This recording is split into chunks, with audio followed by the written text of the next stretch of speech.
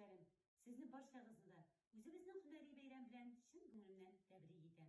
Сезгә ныклы сәламәтлек, хәерле, бәхетле озын гомерләр, зур сабырлыклар теләп калам. Шушы бәйрәм уңаена үземнең язган шигыремне сезгә бүләк итәсем килә. Һәр иртәне сөенеп эшкә барам. Өлкәннәрем мине көтә дип.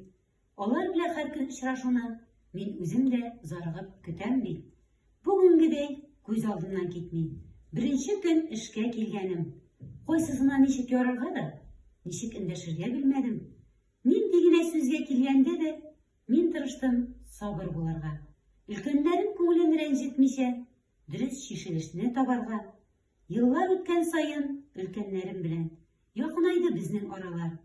Алар миңа һәр көн сәламәтлек, хәер-дога теләп торалар.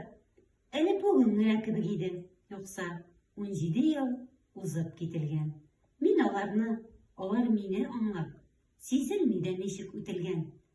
Мин төшендем 17 ел эшләү дәверендә, аңлашуның инде бар җаен. Бик күп еллар әле өлкәннәрдән аермасын иде Ходаем.